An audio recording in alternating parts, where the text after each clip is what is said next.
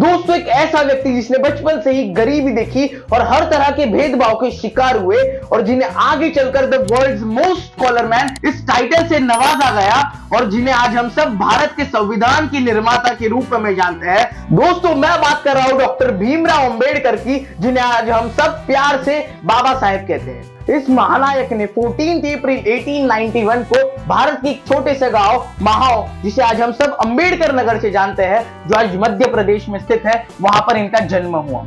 इनकी माता भीमाबाई सकपाल इनका ध्यान रखा करती थी और उनके पिताजी रामजी सकपाल आर्मी ऑफिसर थे। भीम को बचपन से ही भेदभाव का शिकार होना पड़ा था। लोग उनके साथ उठना बैठना नहीं चाहते थे, उनके साथ बात करना नहीं चाहते थे। वो जहां पर भी जाते लोग वहां से हट जाते और उनके साथ दूरी बना लेते। जब भी वो कुएं से पीने के लिए पानी भरने जाते तो उस कुएं से उन्हें पानी नहीं भरने दिया जाता, क्योंकि वो पिछड़ी जाति के थे। भीम के पिताजी सातारा में आर्मी में कार्यरत थे और जब उन्हें ये बात पता चली कि भीम को पढ़ाई में रुचि है, तब वो भीम को अपने संग सातारा ले गए और वहां के स्कूल में बड़ी मुश्किल से भीम का दाखिला कराया और सन 1900 में भीम पहली बार स्कूल गए और आगे की पढ़ाई के लिए सयाजीराव गायकवाड़ ने भीम की मदद की। इसके बाद भीमराव मुंबई आए और मुंबई के सेंट एलिफस्टोन हाई स्कूल से अपनी स्कूलिंग कंप्लीट की और मुंबई यूनिवर्सिटी से ग्रेजुएशन किया। इसके बाद भीमराव कोलंबिया यूनिवर्सिटीज गए और वहां से मास्टर्स किए। इसके बाद भीम के पास BA, MA, MSc, DSc, PhD, LLD, doctorate in literature और बैरिस्टर एट लॉ, ये सारी डिग्रीज भीमराव ने हासिल की। फिर अपनी सारी पढ़ाई कंप्लीट करने के बाद जब भीमराव भारत लौटे, तब सन 1915 में भीमराव एक मीटिंग में गांधी जी से पहली बार मिले। गांधी जी ने सबसे पहली ही मीटिंग में भीम से कहा कि आपके पास इतनी सारी डिग्रीज होकर भी आप अपनी मातृभूमि में वापस लौट कर आए, इससे आपके अंदर का देशभक्त झलकता है। तब भीमराव ने कहा कि मैं अपनी मातृभूमि के बिना अधूरा हूं और ये वाक्य सुनकर गांधी जी भीम से बहुत प्रभावित हुए और उन्होंने बहुत प्रशंसा की।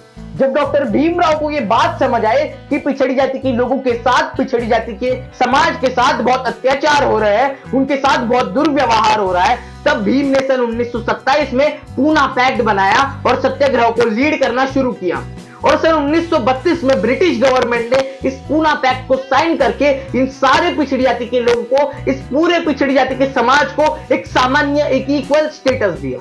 जब एक तरफ भारत आजाद होने वाला था, तब हमारे भारत के पहले प्रधानमंत्री पंडित नेहरू जी गांधी जी के पास आकर बोले कि गांधी जी अब ये पूरा भारत देश आजाद होने वाला है, इस पूरे भारत देश को एक रखने के लिए हमें कुछ कायदे कानून बनाने होंगे। तब गांधी जी के दिमाग में बस एक ही नाम आया, वो था डॉक्टर भीमराव अंबेडकर का। और सन 1946 में डॉक्टर भीमराव अंबेडकर को इंडियन कॉन्स्टिट्यूशन असेंबली का चेयरमैन बनाया गया और 26 नवंबर 1949 को भारत का संविधान पूरी तरीके से तैयार हो चुका था और 26 जनवरी 1950 को भारत का संविधान भारत देश में लागू किया गया। दोस्तों डॉक्टर भीमराव अंबेडकर के जीवन से हमें सीखने क्या क्या मिलता है? सबसे पहले कि your circumstances is not your problem. तो दोस्तों आपकी जो सराउंडिंग है वो बिल्कुल मैटर नहीं करती। बचपन से ही अंबेडकर को भेदभाव का शिकार होना पड़ा, लेकिन उनका लक्ष्य उनकी आंखों के सामने क्लियर था, जिसके कारण ये भेदभाव भी उन्हें अपने लक्ष्य से दूर हटा नहीं पाया। और दोस्तों इतने सारे भेदभाव होने के बावजूद भी उन्होंने सबके लिए काम किया। Second is contribute. दोस्तों अगर डॉक्टर अंबेडकर चाहते तो वो फॉरेन में ही रहकर अपना फ्यूचर बना सकते थे, लेकिन उनके अंदर एक सच्चा देशभक्त था जो उन्हें वापस से भारत खींच कर लाए और जिन्होंने आगे चलकर भारत का संविधान निर्माण किया। दोस्तों डॉक्टर अंबेडकर ने जो 65 साल की उम्र में अचीवमेंट्स किए, वो 100 साल जीने वाले लोग भी नहीं कर पाए। ये उनकी अच्छी सोच और स्वच्छ विचारों का परिणाम है। तो दोस्तों मैं सोहम खेड़कर आपके लिए लाता रहूंगा ऐसी इंस्पिरेशनल और मोटिवेशनल वीडियोस। अगर आपको मेरा ये वीडियो अच्छा लगा हो तो इस वीडियो को लाइक कर देना, मेरे चैनल को सब्सक्राइब कर देना और इस वीडियो को ज्यादा से ज्यादा लोगों तक शेयर कर देना।